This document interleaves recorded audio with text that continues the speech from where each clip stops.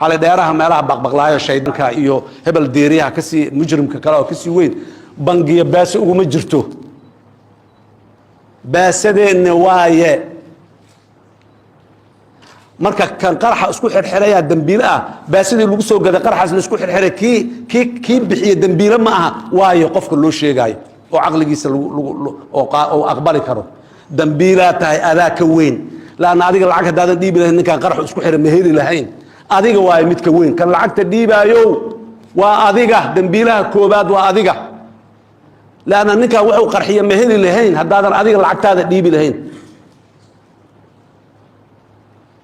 nolosha iyo dhimashada ilaahay yaa haayo abu hebel ma haayaan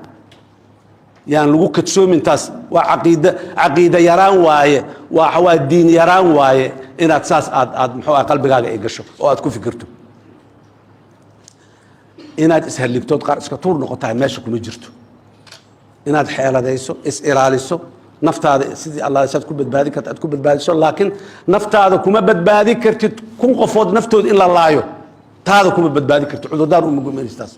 sharciyan meel aad uga banaanta malaha nafteydaan badbaadinay marka boqolkaas qofood in la dilo ayaan maxaan ku iraadaayay aan nafteydu ku badbaadinayo mana ku badbaadiyo hayst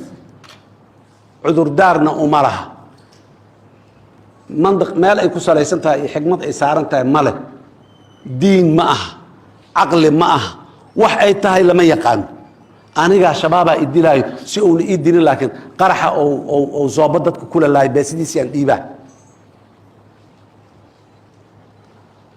dadka Soomaaliyeed oo meel kastoo aad joogteen walaalayaal kaca qalbiga ka kaca waa hurdaan hurdada ka baxa riyada iska dhaafa adduunyo saas lagu ma raadiyo aakhirana iska dhaafbo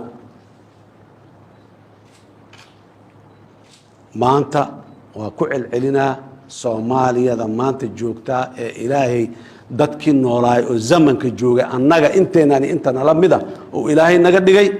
hal cadaway leedahay waa hal cadawgaas shabaabaa la yiraa macnaheeda kan qarax samaynaya kelimaa shabaab kalkaal baasabixi guri ka ijaar baabuur ka ijaar u soo iibi baabuura ka sii iibso baasaan ka helow haadhe xagga ka dhac inta yeel walaalka Soomaaliyeed oo muslimka ah oo shabaab kalkaal ha noqonin cadawaa hal waa shabaab qalbigaaga wax ku jiro ma xukuno maxay ahayd nahnu nahkum bidhawaahir wallahu yahkumu bisarair waxa qalbigaaga ku jira markaad shabaabka la hadlaysay iyo waxaad kala hadashay adaa yaqaano laakiin anaga inaan la hadashaa u jeednaa shabaab kale la hadlale Soomaaliyeey walaalayaal shabaab ha laga fogaado macnaha physically distance-ga ha laga fogaado 2 kilomitir ha loo jirsado ma aha la ma aha